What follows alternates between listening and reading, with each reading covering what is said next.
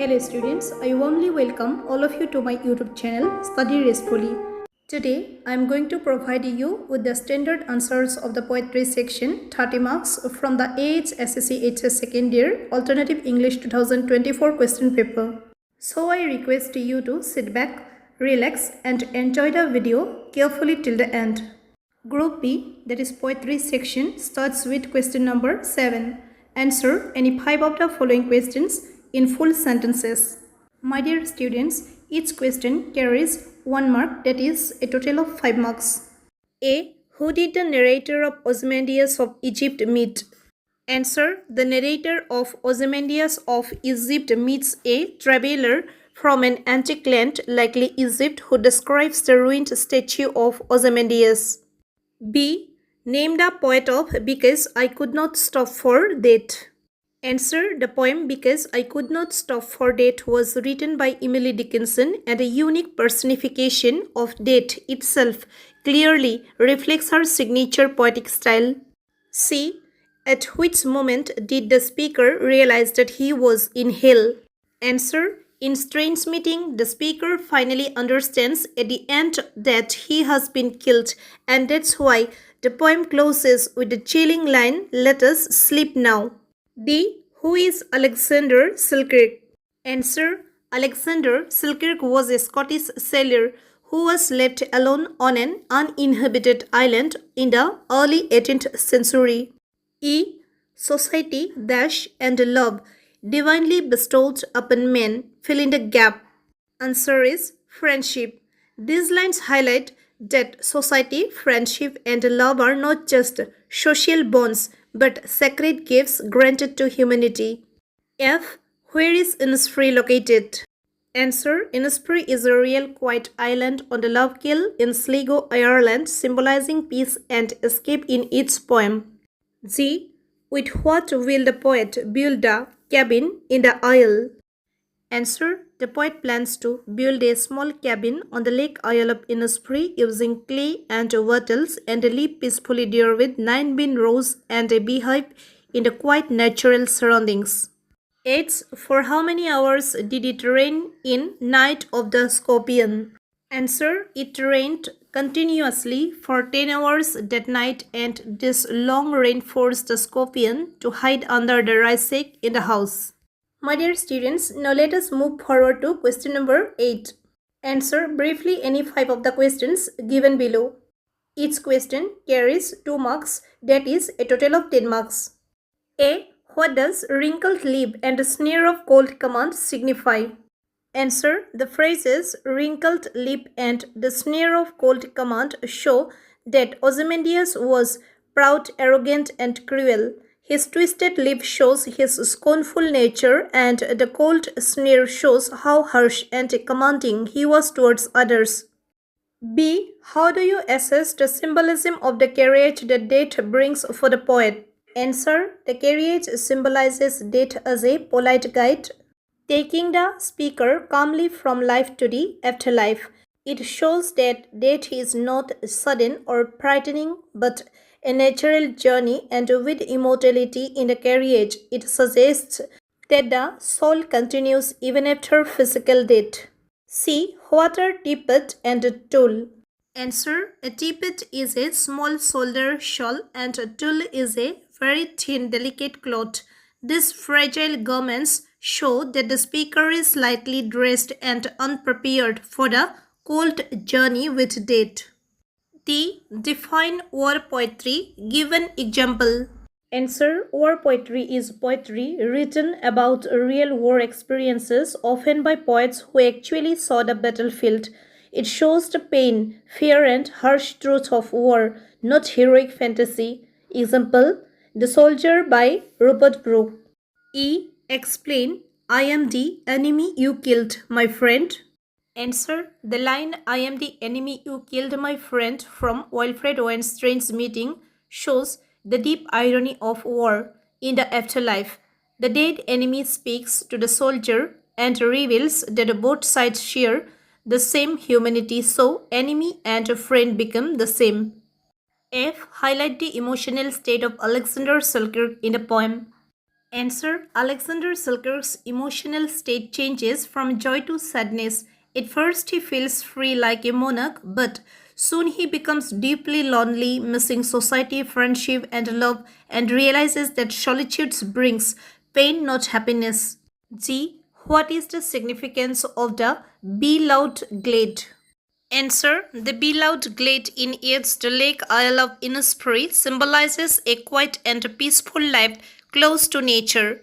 It reflects the poet's deep desire to escape city noise and to find calm, harmony, and simple beauty in a natural retreat. Yeats mention any two wishes expressed by the peasants to help the mother tolerate the pain. Answer. The peasants said that the mother's pain should purify her soul, and they also wished that her suffering would reduce the evil of her past and future lives. My dear students, let us now move towards question number 9. Answer any two of the following questions. Each question carries 3 marks, that is a total of 6 marks. A. What poetic device does Yeats use in the poem? Name 3. Answer. Yeats uses the following 3 poetic devices in the Lake Isle of Innisfree. He uses imagery, as in 9 rows will I have there, to give a clear visual picture of island life. He also uses alliteration, oblique assonance like beloved glade, where the repeated B sound creates musicality. Again, he uses repetition in I will arise and go now to strongly emphasize his desire to escape to peace. B. Summarize Selkirk's view about solitude. Answer. Selkirk's view of solitude shows a clear duality. In the poem, he feels sad and lonely without human company, yet the same isolation gives him freedom, self-control, and time for self-reflection.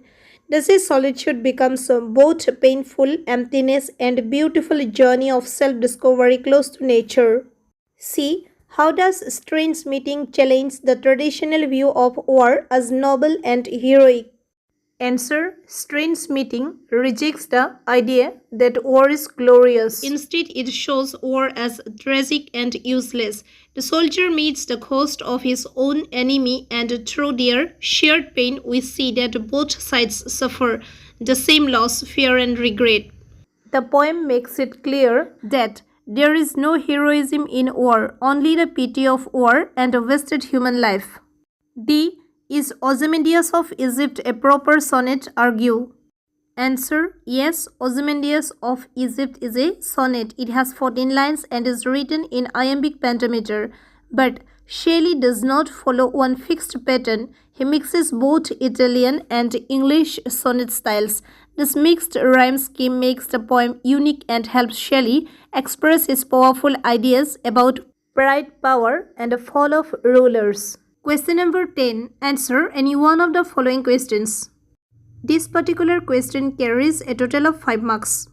A. What does the mother's reaction to the scorpion sting suggest about her character? Answer. The mother's reaction to the scorpion's sting clearly reveals her noble character. She accepts the pain silently and bravely without any complaint. Her first thought is not about her own suffering but about the safety of her children. She even thanks God that the scorpion stung her and not her children.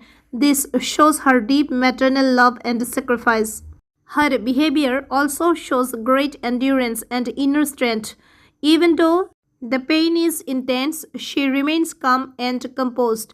This proves that she is emotionally strong, selfless, caring, and ready to bear any suffering to protect her family. In short, the mother stands as a symbol of motherhood, full of love, sacrifice, patience, courage, and resilience. B. Bring out the central idea of Strange Meeting. Answer. The central idea of Wilfred Owen's Strange Meeting is that war is meaningless and brings only suffering. Owen shows that war does not only kill people but also destroys their dreams and future. In the poem, two soldiers who once fought as enemies meet again after death. But in death, they realize that they were never true enemies. Both were ordinary human beings who felt the same pain, fear, and sadness. Through this meeting, Owen clearly shows that soldiers on both sides are victims of the same cruel war. The poem therefore becomes a powerful anti-war statement as it shows that war has no real victory. It only results in destruction, regret, and wasted human life. In the end, there is a strong desire for peace because only understanding and sympathy can break the cycle of violence. Thus, the poem teaches that war is useless and the greatest tragedy is the loss of human potential. C. Explain with reference to the context, O solitude, where are the charms that sages have seen in thy face?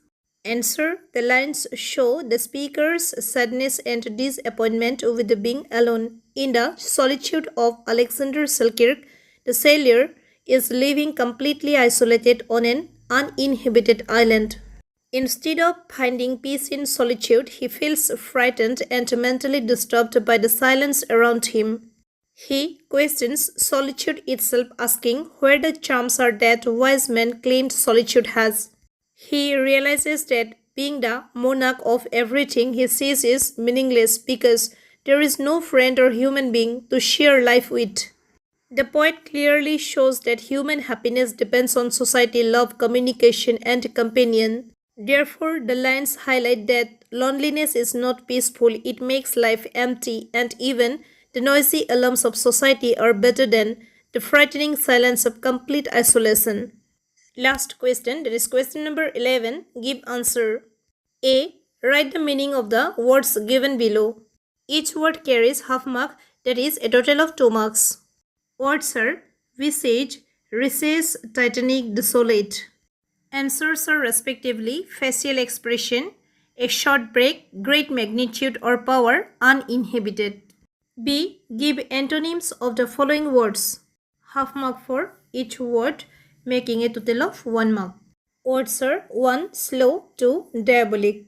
Antonym words are respectively fast and excellent. C. Give synonyms of the following words. Half mark for each synonym, making a total of 1 mark. 1. Lantern, 2. Antique. Synonym words are lamp and ancient respectively. So my dear students, this is where the poetry section ends with a promise to return soon with the group C. I sign off now. Thank you for watching.